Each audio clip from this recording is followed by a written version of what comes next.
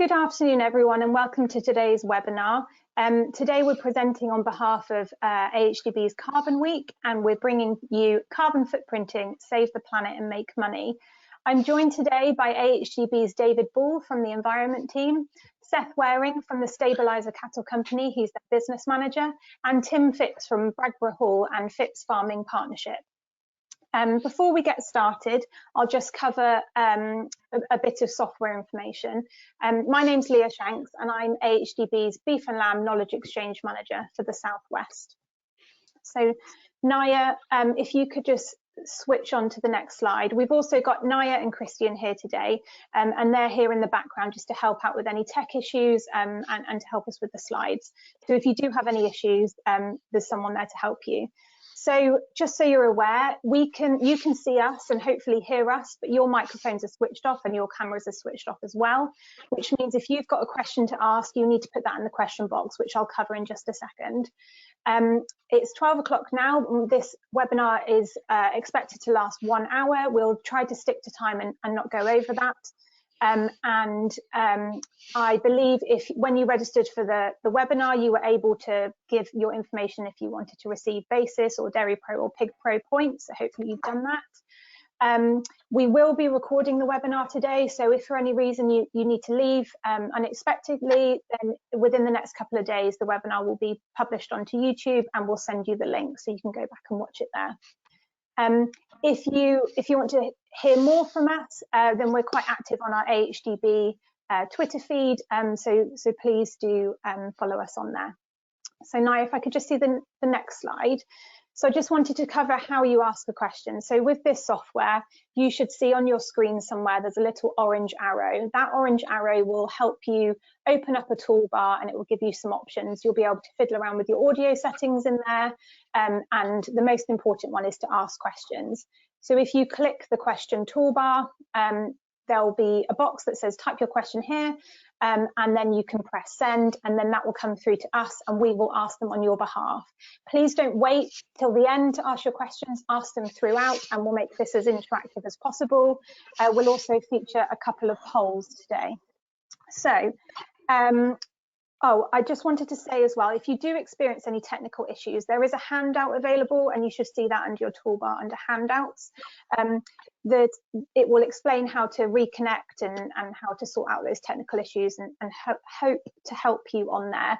But if in doubt, just switch off and dial back in again and you can use the join-in link that you would have used to get on today. So let's kick off with a poll then, please, Naya. And we'll give you about a minute to answer this. So you should see a poll on your screen now, and it says, have you had your farm carbon footprinted? So please answer and just select one. So yes, through your own initiative, off your own back. Yes, but it's part of your supply chain requirements. No, not yet, but you're thinking about it. No, and you don't have any plans to at this time. So we'll just give you about a minute to answer that poll.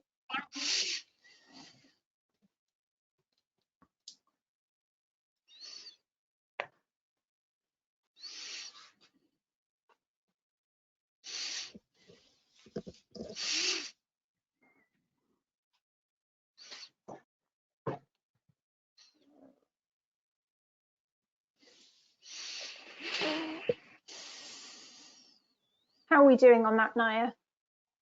We got 58% completed the vote. Brilliant. And how long has it been open for now? About a minute now. About a minute. Okay, I think we can probably close it now then. And if you'd like to share the results for us. Interesting. Okay. So it looks like the majority of the audience are thinking about it. And we've got a few definitely have already started through their own initiative and some even more that have taken part through their supply chain. Okay, brilliant. Okay, well, thank you. If you can close that, Naya, and we'll make a start. So first, we're going to come to AHDB's David Ball. So David, you work in the Environment Team. Oh, you can switch the slides off, Naya, that's fine. We'll stop sharing. So David, just tell us a little bit more about what you do for AHDB. Okay, thanks, Leah, and welcome everyone. Yeah, I'm David Ball. I work in the AHDB Environment Team, and I lead on this farm infrastructure. Basically, the facilities on the farm, animal housing, slurry storage, slurry utilisation, that whole area of interest. And I also lead on the Farm Excellence Platform Carbon project. Okay, so what is the Farm Excellence Platform Carbon project? Okay, the carbon project is designed to look across all sectors at the impact of farming activities on the greenhouse gas emissions that are generated from those activities, and importantly, to try and identify how they can be reduced to reduce the environmental impact of farming. Okay, and do you want to just touch on what the Farm Excellence Network is? Yep, the Farm Excellence Network is a network of farms across the country and across sectors. So it covers all the sectors that we cover, and is throughout the UK. And there are currently around about 60 strategic and monitor farms that make up this network. And they're designed to help us to demonstrate best practice and identify areas where improvements might be made, perhaps to farm practice to improve performance or profitability. So I'm sure we've got audience members today dialing in from lots of different sectors. So whether that's beef and lamb or dairy or cereals or pork or whichever. So the Farm Excellence Network exists across all of those sectors, doesn't it? So there's a host That's farm right. for everyone. Yep. So right, all the livestock sectors, beef and lamb, dairy, pork, and the crop sectors as well. So potatoes, horticulture, and cereals and oilseeds. Yeah. Okay. So tell us then why are AHDB conducting a carbon project? Well, as you'll be aware, there's a great deal of interest in farming's carbon footprint, not only from the farmers that are wishing to identify and reduce their impact on the environment, but also from regulators and policymakers who look to influence our activities by offering grants and support payments. So all those short support payments are shaped, and we'd like to be in a position where we can provide ourselves with information to know the position of the carbon footprint of farming, so that when we're in discussions with those policymakers, then we can be in a more informed position. Okay, so how are AHDB conducting the project then? Who's doing the work? Well, we've contracted a collaboration between Scottish Agricultural Colleges, a consultancy, and ADAS to carry out these carbon audits on the farms using the AgriCalc tool. So data has been collected by the consultants, entered into the tool, and the idea is that the tool will be able to identify the source and quantity of each of the main greenhouse gases that are concerned in farming activities. Okay, there's a lot of tools out there, aren't there, for carbon footprinting, and we're going to touch on another one later because Seth's used a different one. So AHDB have used the AgriCalc tool. Why is that? Why did we choose that one? Well, as part of the competitive tendering process that we went through in order to seek out a contractor to do this work for us, the potential providers were asked to identify the tool that they proposed to use for the work and to justify their choice. And so a combination of the choice of tool and the team of consultants that proposed the use of the tool, the SAC stroke ADAS were the winning bid. Okay. So they proposed using AgriCalc and as part of the package, and they won the contract. Okay. So it's the beginning of March, and I know this is been going on for a couple of months now. So what progress has been made so far with the carbon project?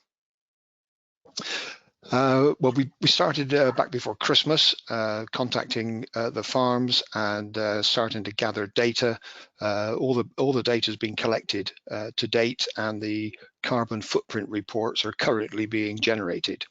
So we're in a position now where the majority of the farms, we've selected 40 farms in this first part of the project, 40 of the Farm Excellence Platform farms, and so those reports are about complete now and being written up. But the next stage will be to sit down with the farmers, albeit virtually, to look at areas within the report where emissions have been identified and try and select changes that can be adopted or measures that can be implemented to reduce the carbon footprint.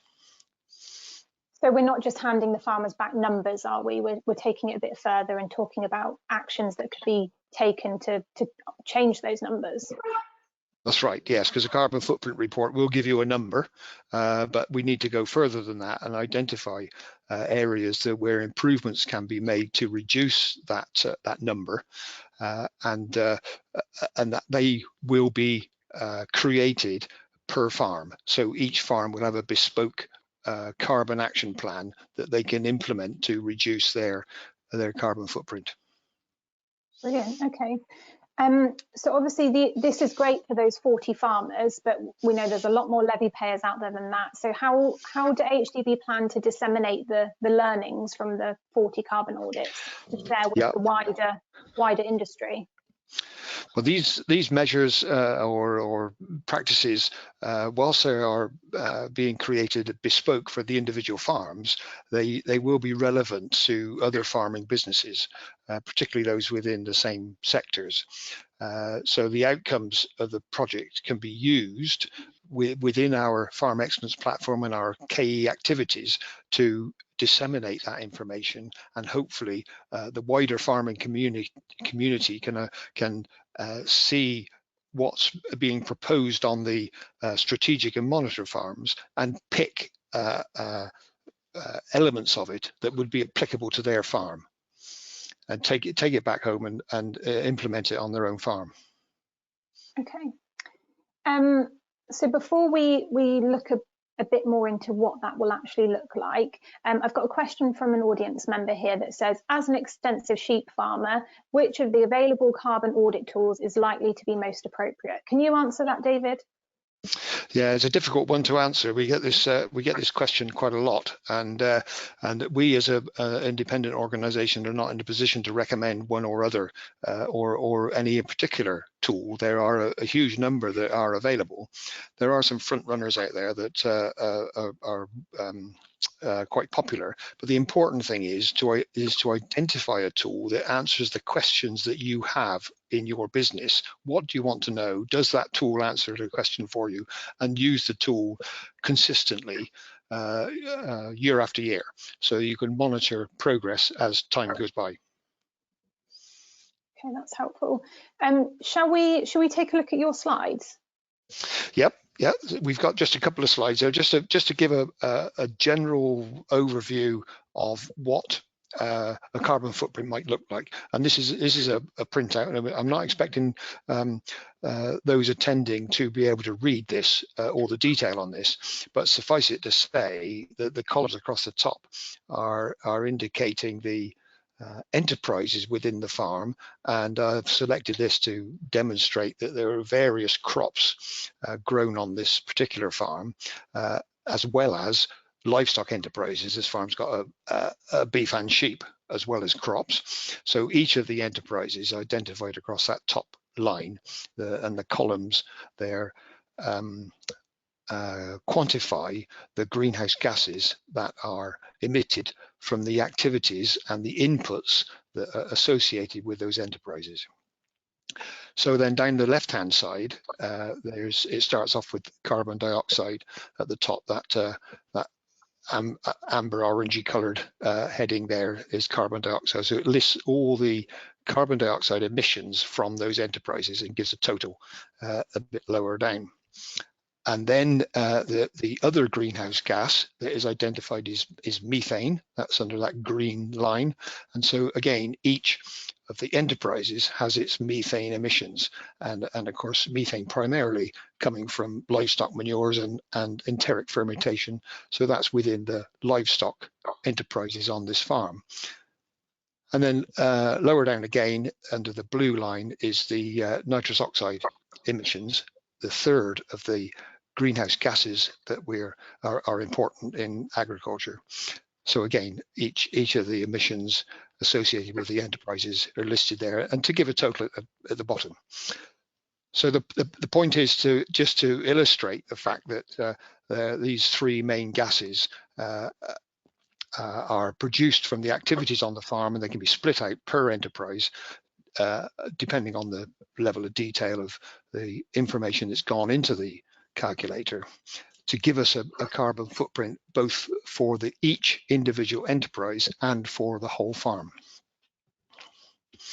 So if you could just move on the next slide, please, Naya. So this is just a very quick overview, and again, difficult to read the detail, but it's more of a visual thing.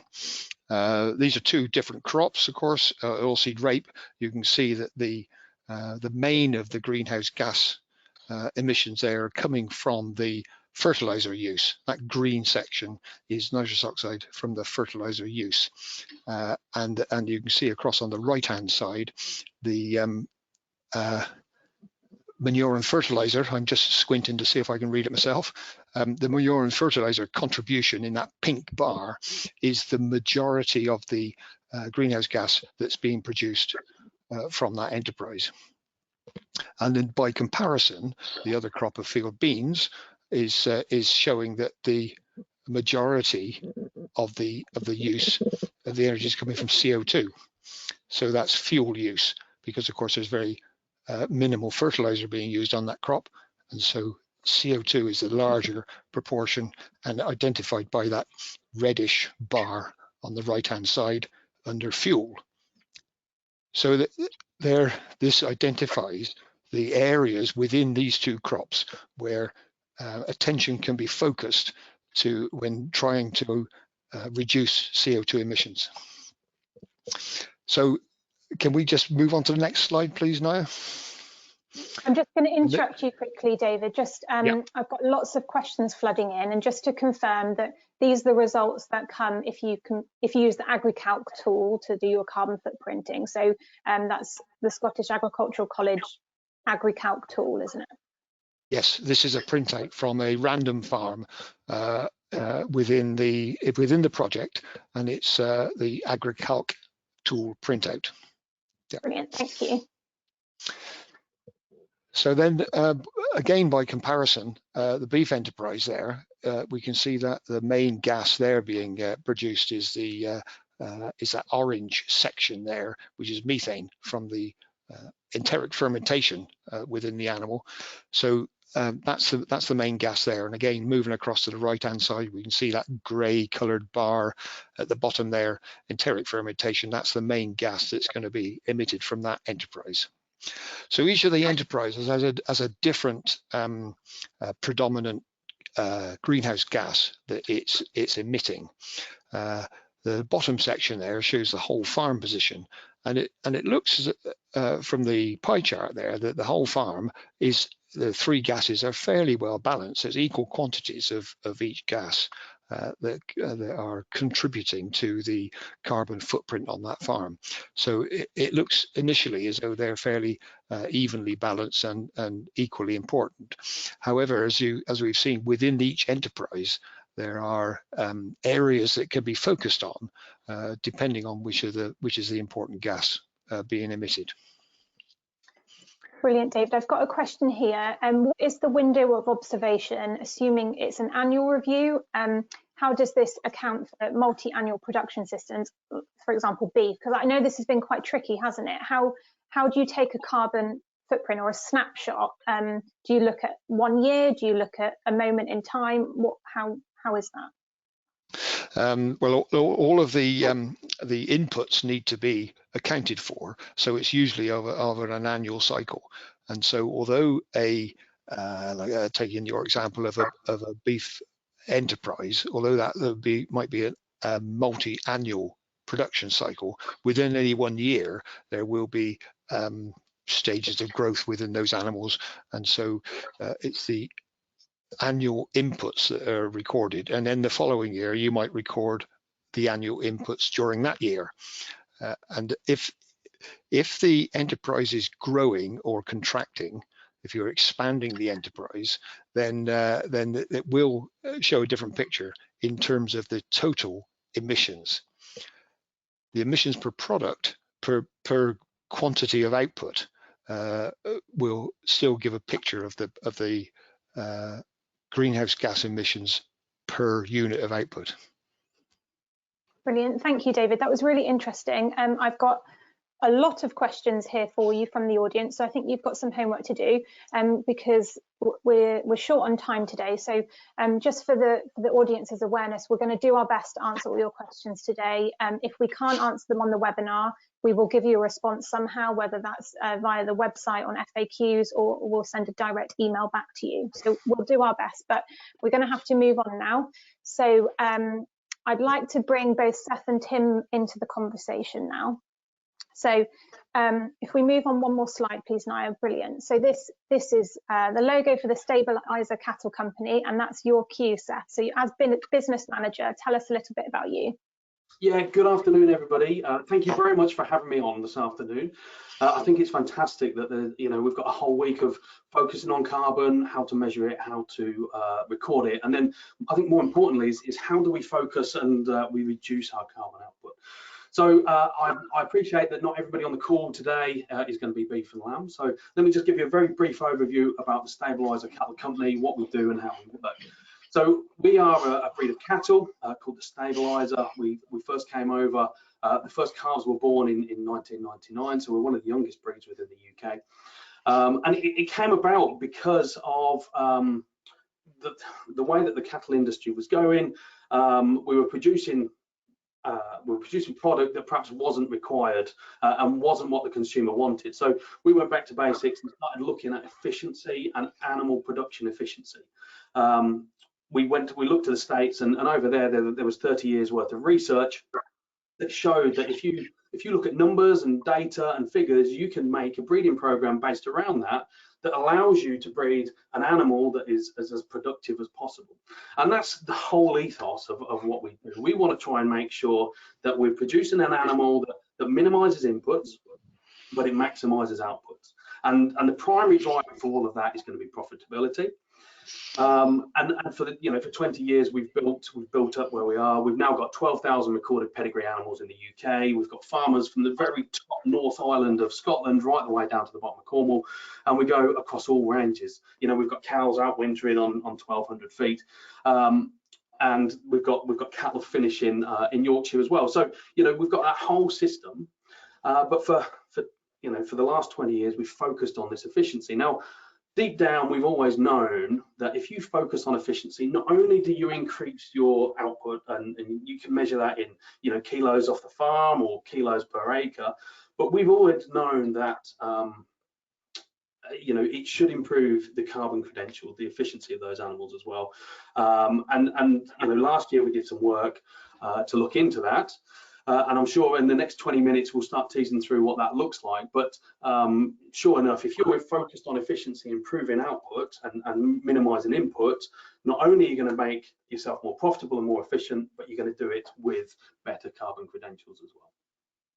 Brilliant. So obviously AHDB covers 6 sectors, and not everyone on the call today will have beef cattle as one of their enterprises, but we're using beef as an illustration, aren't we, today? So it's all about you can't measure what you can't manage what you don't measure. So it's just an example, isn't it? So we've also got Tim with us today, and Tim is a farmer and has Stabiliser cattle, don't you, Tim?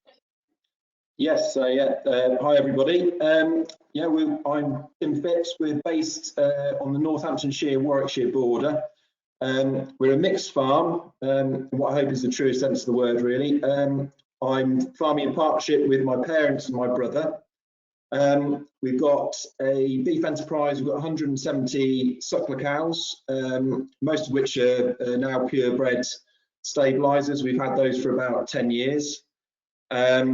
I'll go into the system a bit later once Seth's talked more about his project.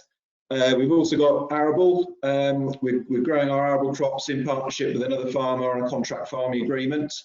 We've got a countryside stewardship scheme that we're heavily involved with. I don't know, Nye, could you just flip through to the next picture for me, please? Would that be okay? So there's some of our cows. The cows are mainly grazed on sort of ridge and furrow permanent pasture. We can't really do much else other than graze cows on that. I think there's another picture next of some more cows. I like cows a lot, so more pictures of those. And the next picture of it is of our arable. There we go. And then we have tried to sort of put as many eggs in as many different baskets as possible. So we have got other farm diversification projects. We've got offices, conference centre. We sell beef direct off the farm. And we've also got holiday cottages as well as renewables. So we've got a lot of things going on. But our main thing is that, or our main aim is that each enterprise we have complements each other. So, you know, for example, we're using the farmyard manure generated from the cattle enterprise. We're using that back on the arable, and we're always trying to keep a balance between all enterprises and hit that optimum balance between sort of production and inputs. And just as background, we're just at the start of the process of sort of carbon footprinting. And sort of easing our way in and almost using it as a tool to inform our business decisions going forward. Brilliant, thank you. I think, is there one more picture, Naya? What's this, Tim? Oh yeah, so that's more of a discussion point later, but as a part, an area on the farm which is sort of part of our increased biodiversity and countryside stewardship, but it's more of a talking point later. It might be a bit controversial, but we'll speak about it later. Brilliant. Okay, well, we'll come back to that. So before we come back to you, Seth, I'm just going to launch a second poll. So Naya, if you can do that. And another question to the audience. So this question is, what beneficial content could AHD provide for you as an audience member? So would you like to see a carbon footprint dissection? So a dissection into what those numbers actually mean? Would you like to see more case studies from real life farmers about carbon reducing and profit increasing measures made as a result of carbon footprints? Do you want to see more facts and figures on UK agriculture so you can defend the industry and we can all work together on that? Or are you interested in seeing all of that? So this question just helps us to make sure that we're providing the right activity for you. So we'll just leave this open for a minute or so, and then we'll move on to Tim. To Seth, sorry.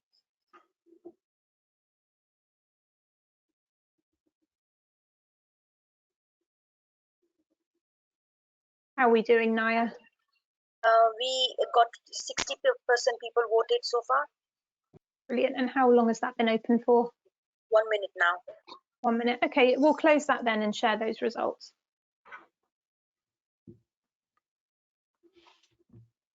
Excellent. Okay, so David, this might be quite useful for you actually, and help you with your activity in the environment team about what AHDB can provide for levy payers.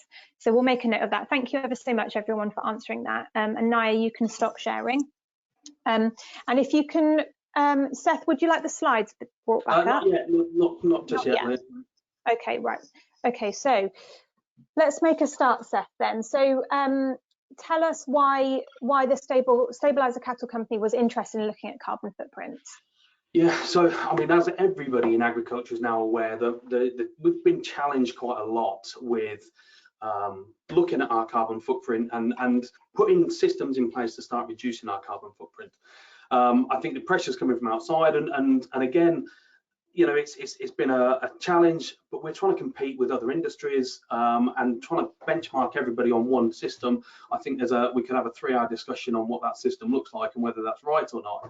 But I think where we came from is that, like I say, we knew deep down that if we improved our efficiencies, the farmer makes more money, the cattle are healthier, we're getting a better product to market. And we knew deep down that it would make a improvement on the carbon footprint. But when you start going into it and trying to find out whether, if I do make certain management decisions with my enterprise, what impact does that have and what reduction does that have in the carbon footprint at the other end? And after trawling everywhere that we could trawl, we realized that there's no information out there like that. You know, there's lots of information on financials, that if you do this, you make X more money, but on a carbon basis, there isn't any of that. So what we decided to do was to look into that and try and create that information ourselves. And so around about 12 months ago, we started putting plans in place to look at benchmarking a number of different systems that would allow us to find out, if we made a management decision, the impact from a carbon footprint. So just like you did, David, we looked everybody that did any carbon footprinting, any benchmarking, and there is a whole raft of them out there. So we looked at all of them, the pros and the cons, and in the end we went with Alltech ECO2. And the big driver for us from Alltech ECO2 was the fact that they're Carbon Trust certified. So the numbers that are coming back on it, they've got the Carbon Trust certification on it. The other benefit from us is that there's a lot of the big retailers have all used ECO2 in the past, so they've got similar sort of figures on all their production systems. And so we decided to go with them. Now, early on in that discussion, we were talking about how that could work, what that would look like. And we wanted, initially, we're going to go and benchmark a number of farms and look at the different systems on the farms, and then the differences between them would be the different management systems. But, you know, early on in those discussions, we realized that actually a carbon footprint on a farm basis, there's so many external factors involved in it, it's really quite hard to then start teasing apart management decisions. So, you know, depending on the amount of rainfall, where they are in the world, how high up a hill they are, they all have an impact onto the carbon footprint of that farm. So instead of looking at individual farms, we decided to do a more desktop exercise. And what that allowed us to do was to then, we can set a whole load of assumptions in it, but then we can change one management decision at a time and look at the impact that that management decision has on the, again, not only the financial output, but the carbon output of that management decision. And so, you know, we worked through, and what we looked at was all of the key management decisions that go into running an efficient suckler enterprise. And you know, I know that it breaks down into two areas. We firstly have to reduce the inputs, and then secondly, we have to maximize those outputs. And so, you know, the work that we got had a complete breakdown of the individual management decisions that would take farmers on that journey from wherever they start through to the most efficient animals. Okay, and I guess for any sector that would work, wouldn't it? Because you're looking at all the different steps in order to produce your product and looking at how you could change them and therefore reduce or increase your carbon footprint depending on the changes that you made. So for your example, it was beef, but if you were arable, you could do something similar, couldn't you? Absolutely, and you know, I think every sector's in the same boat. We don't quite know which management decisions may have a bigger impact than others, but the methodology, the way that we looked at it, I feel would work fantastically, no matter what your output is and what system you're on, or species or protein source, etc. Did you want to talk a bit more about that methodology? Yes, please. So Tim, at any time, if you want to jump in with anything, just do so. Okay. So what we did is, no, if you just bring up the first screen, I'm not going to go through all of this, but what we did is, what we wanted to do was get a picture of what an average farmer was in the UK. So we looked towards the AHDB production figures that came out in 2018, which was the last year they were released.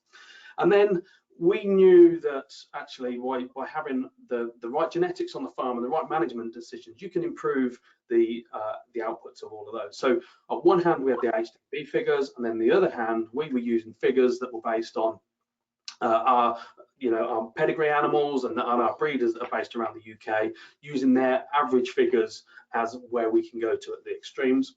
And then behind all of that, there was a whole load of assumptions that we have to keep the same. Like David said, if your farm business is growing or contracting, that can have a big impact on the carbon footprint. So we kept all of those the same, and we kept all the other things constant behind that. We used the industry standards and industry averages for all of those assumptions that went on behind. But this is not a case of trying to say that we just use less electricity or less fuel going into it. What this is having we're trying to measure that big impact of what changes we can make on the farm, rather than trying to reduce those external inputs too much. Okay. So Good. do you want to go a bit deeper then into the findings? Yeah, perfect. Now, what I'll do is, if you can just flick onto the next one, please, Naya. What I'm just conscious of is I don't want to kill everybody by too many figures, but what I will say is all of this whole report is on our website. So if anybody wants to go into more detail and get the exact findings, you can download it from our website at stabiliser.co.uk. But we looked at, there was 13 different systems that we looked at, and then they're all down here on what is the left-hand side. We're not going to go through all of them. We're just going to touch on some of the key findings on this one. The two tables on the bottom will show you what the numbers are that are generating these graphs. So on the average AHDB figures, they are the figures that came from AHDB. And then you can see it allows us to change one factor at a time to have what impact that would make. Then up in the middle with the purple bar, that is the saving that comes through from a percentage point. We've got the carbon change on the saving on the bar on the top right, and then beneath that is the emission source and that total emission source for that system. Now, sorry, one Seth, thing that I won't. That purple bar, the saving, is that a carbon saving or is that a monetary saving? That's a carbon saving. Carbon saving. So that's okay. a carbon saving. Now with all of this, on all of the information we've got, we've decided not to talk about the exact number, because there is so much challenge and so much talk around in the industry of how we record it, how we measure it, and especially for ruminant animals, recording it on certain systems makes us look dreadful, other systems makes us look fantastic. But overall, I think the message is that there's a whole number of factors that we can do and management systems that we can change, that irrespective of how you record it, you can improve it. You can, create your product with less carbon associated to it. So all of this is in a percentage of that initial AHDB figures. Okay. So was this, the one we're looking at now is smaller cow size, isn't it? Yeah. If we use that as an example, smaller cow size would have a carbon saving of 7.3%. That's it. And the smaller cow size is a big key factor for us. And Tim, I know you focused on driving this cow size down a lot on your farm, and from you, it's made a big impact, hasn't it? Yeah, so a bit of history. In the last 10 years, we've managed to reduce our cow size by about 200 kilos per cow, from over 850 down to an average cow size of about 615, while while managing to not reduce our weaning weights. That's a massive one for us, because 70% of our feed costs in dry matter are given to the cows. So if we can reduce the amount each cow is eating for the output it's producing per cow, that's a massive saving, not only monetarily, but actually in carbon as well. So it's been a massive factor for us. Yeah, and that's exactly what we're seeing with these figures here. You can see by the two tables that all the numbers on them are exactly the same, with the exception of cow weight. So it allows us to isolate one factor, we can adjust that and see what impact that means. Now, obviously with having smaller cows, we need less feed to maintain those cows. But the key thing is, as Tim said, is we're maintaining that output with them. So if you do one thing on your farm and that's reduce cow size, there's a potential saving of about 7%. Now, if you can just click on to the next one, please. One of the other areas that we looked at, and that whole B section is all about cow efficiencies, but one of the other areas we looked at is just having a smaller calf. You know, the key to all of this is if you're minimizing inputs and maximizing outputs in a beef system, it's about having more animals to sell. So it's getting more animals through to that sale point. In this system, it was at slaughter. So if you can have a smaller calf, it means you've got less problems at calving, you've got less losses around calving, and therefore you've got more animals to sell the other end. So although overall you'll probably end up using more feed because you've got more animals to look after, but because you've got more output to go, there's a reduction saving of around about 4% there. Now, the third one that I've just highlighted, now if you flick on, is on feeding of those animals. Now, you know, for a long time there's been this big focus on trying to make sure that we're not feeding cows and pumping a lot of food into them that's not necessary. This one, we just looked at if you could forage, you only feed forage to your animals, so there's no concentrates, no cereals going into those cows. With this one, we kept everything the same, just the type of food that came in less. Then you can see that it has a small impact. So there's a 3% saving there. So, you know, the average AHDB farm, there was about 150 kilos of concentrate getting fed. That's now no longer in there, saving of 3%. And so look, now if you can just flick onto the last one when we're talking about cows. Now, all of these here, all of these different bars in the middle are different management practices that can be achieved when you're looking at focusing on the maternal side, on the cow benefits. And you can see the biggest one there has got a saving of 7%. So, you know, all of these have an impact, but none of them on their own are going to drive massive change. And I think this is a real key part of it, that there's no one silver bullet, especially for beef farmers. There's no one silver bullet that's going to focus on, you know, you can do this and you're going to save massive numbers. Tim, do you want to add anything on the cows? No, I mean the big one is being able to target forage resources you have on your farm. I mean, each farm is a pretty unique set of circumstances. If you can use the resources that you have and direct those resources to the right aspect of your system, then that's where the efficiencies are going to lie. So if you have you know, poorer forage as we do within our system, or countryside stewardship residues, if you can feed those as a byproduct to your cows at a lower cost and a lower efficiency, it can only improve. And then by doing that, it then allows you to direct your more efficient grass, your better quality stuff, to the animals that you want to grow and are going to be the productive animals. I've got a question from the audience for Tim and Seth, really. Why doesn't having a smaller cow size not mean you'll have a smaller finishing size for those finishing animals? Well, this all comes back to our breeding policies, and the fact that we're all driven by numbers. So we know that there are those animals out there where you can get them up to the mature size a lot quicker, and that's where we focus. So for 20 years, we've bred animals that have a lower mature cow size, but they get there much quicker. So we're not impacting the time that it takes, you know, or the size of the animal that we're selling. Brilliant. Okay, and just out of interest, that bar graph there, you can see carbon savings. There's one factor there that is the opposite of a saving. What's that? So that one is 9-week bulling. So this is it's one of the key metrics that we use to have a nice compact calving. If you don't improve your fertility, you just try and have a compact calving without improving fertility, you have less calves on the ground just because you've got less cows in calf. Okay, brilliant. So what I'm looking at here, to me, that I can see all those bars, but it makes me think, oh, well, what if we did everything and we added all those bars up?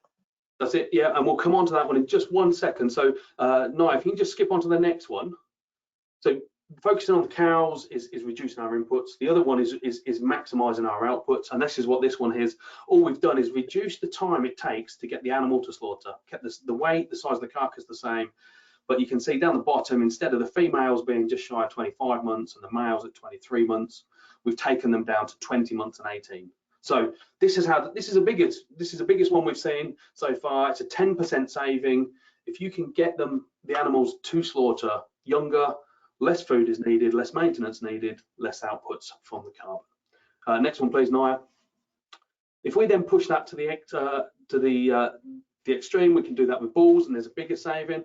But this is another area that I think is going to be key. It's an area that the monogastrics have focused on for the last 30 years, and that's the feed efficiency. How much feed is needed to put on a kilo of live weight gain?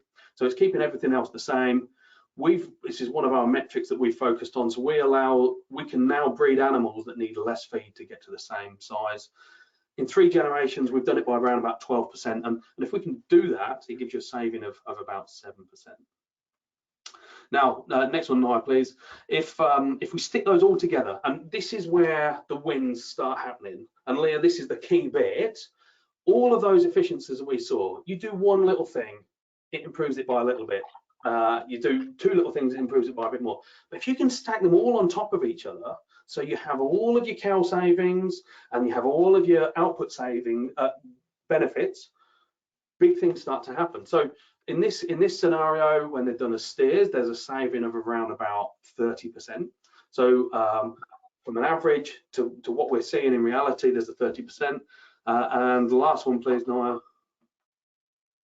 If you do them as bulls, which is the most efficient system. Now, we could spend 3 hours talking about bull production, but we're not going to. The most efficient system is a bull system. And if you do that, there can be savings of up to 40%. So from the average in the UK, with all of these things in place, you can have a 40% saving on carbon. And I know this is key to you, Tim, is the fact that having those efficiencies in carbon is one thing. But the benefit, really, from a farming point of view, is actually you're improving your whole farm performance, you're improving your efficiency of farm, and it's not just a saving in carbon, but it's a saving in money and space and all of the other metrics that you look at. Yes, yeah. I mean, being able to, I mean, we're ourselves selling bulls, finishing bulls. They're going at between 12 and 14 months old, which means that we don't have to have those going back out to grass. They're producing 650 kilos of live weight at that age. In other systems, you would potentially be selling the same weight of output, probably at double that age. So in a number of ways, it's saving on the carbon, and it's saving on our bank balance, really. And just a quick one on why sort of profit is important, really, and hopefully David might be able to say about this. To make some of the steps that are going to be necessary to improve our efficiencies in carbon, it's going to take a bit of an input of capital from us, really, as farmers. There will be grant schemes out there. There will be sort of subsidizations on the stuff we have to do, but a lot of the grant schemes so far are only 40% of the total value of what we might do. So if we want to improve our muck storage, for example, we will need the profit and the capacity to invest ourselves in that, whether it be investing our time, whether it be investing the capital. We need profitable systems to be able to make that step to overall improve the way we're farming and improve our carbon footprint.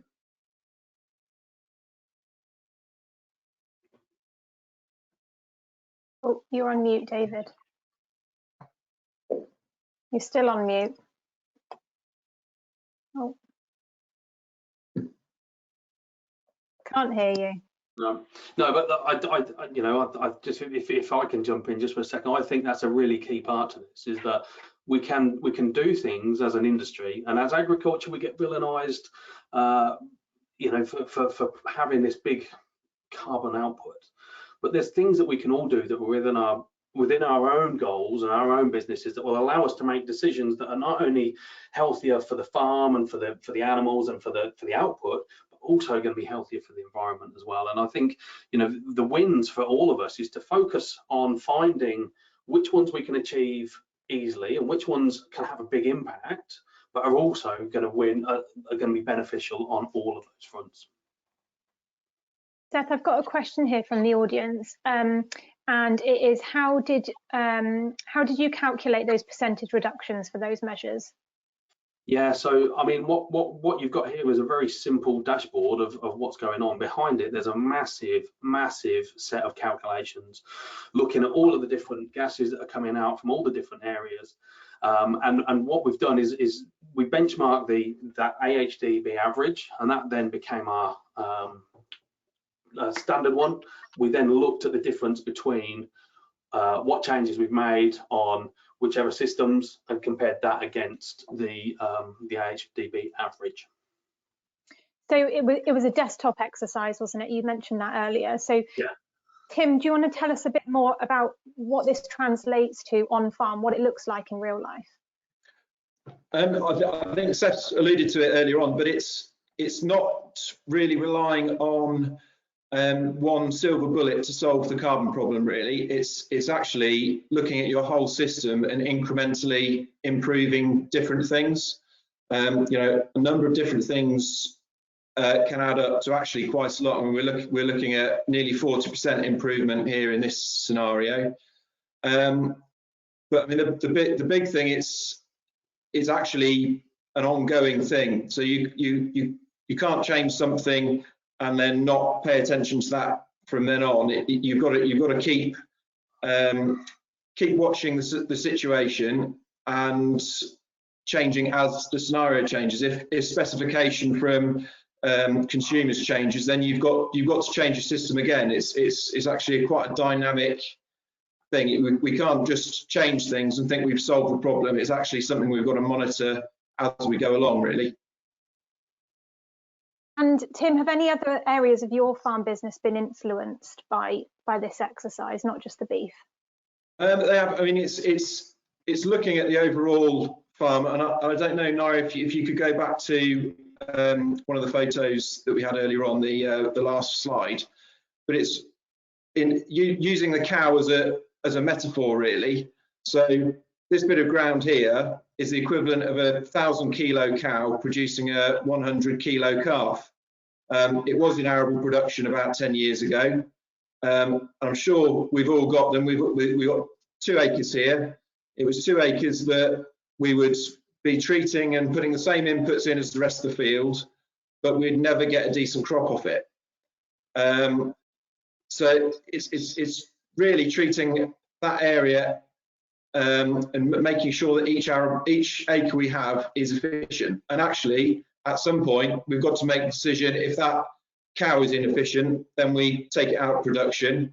And potentially, if our acre of ground is never going to be efficient, then should we take it out of production? Now, we've got an extreme example here of an area where we've left it, we've allowed it to sort of take on its natural succession. It's actually a perfect little part of the farm for biodiversity, and you know, which is another big factor, but it's actually become a fairly extreme carbon sink there.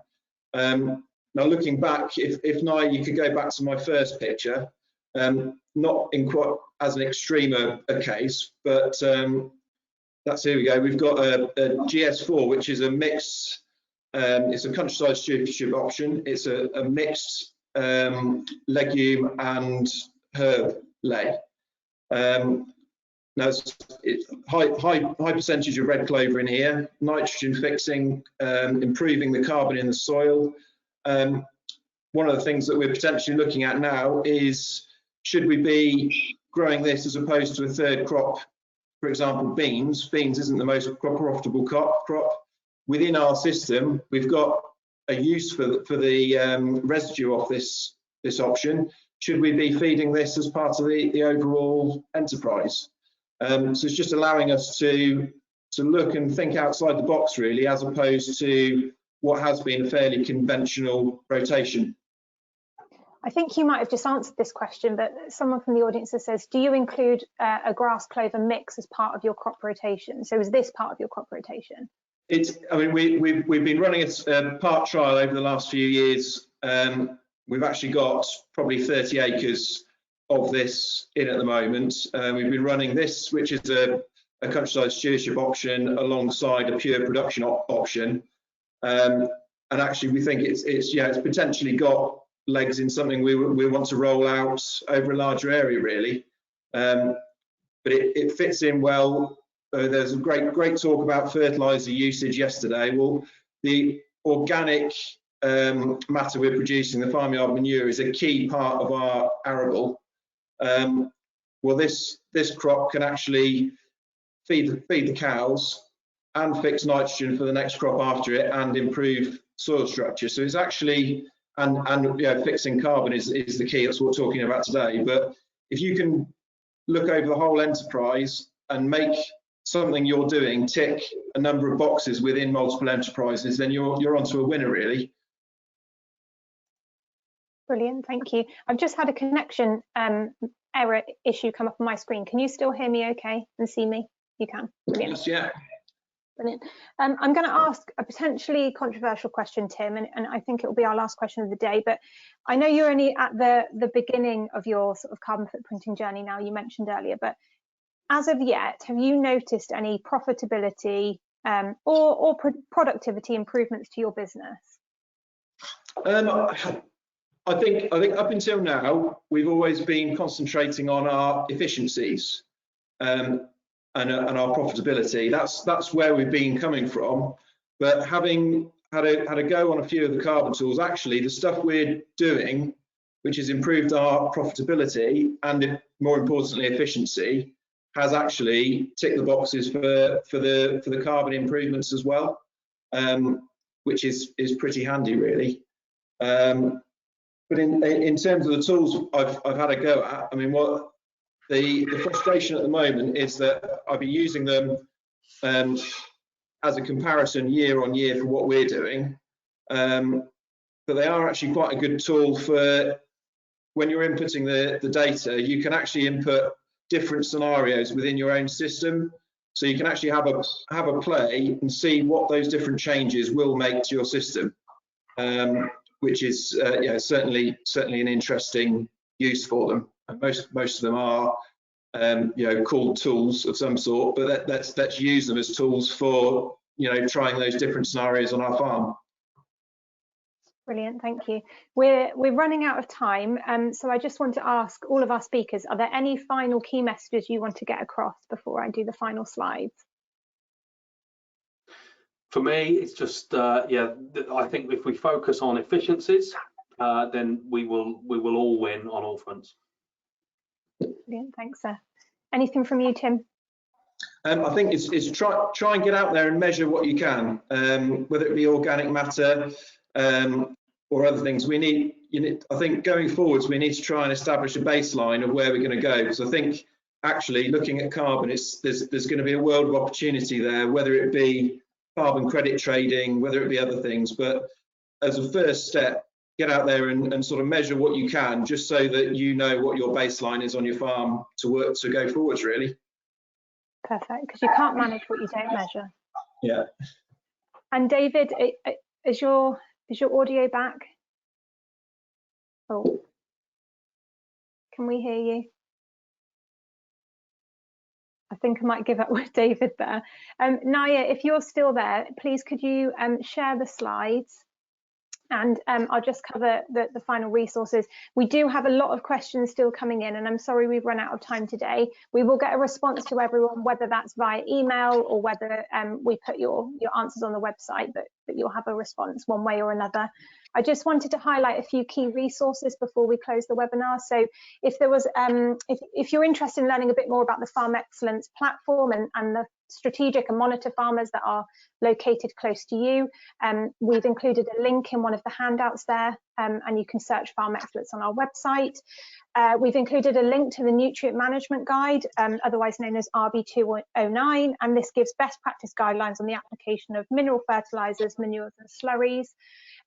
If you're from the dairy sector, you might also be interested in another webinar which we did on calculating and reducing your carbon footprint, which you'll find on YouTube.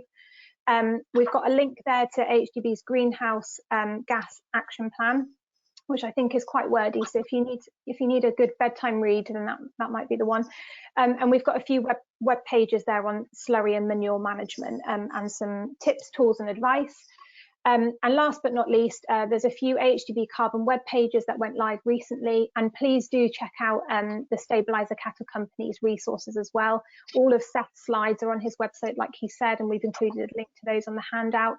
And Seth had a very similar tea time talk webinar with some other speakers, a chap from Alltech and some other really good speakers on there. So if you've got another half hour to kill, then please go and check that out as well. Next slide, please, Naya.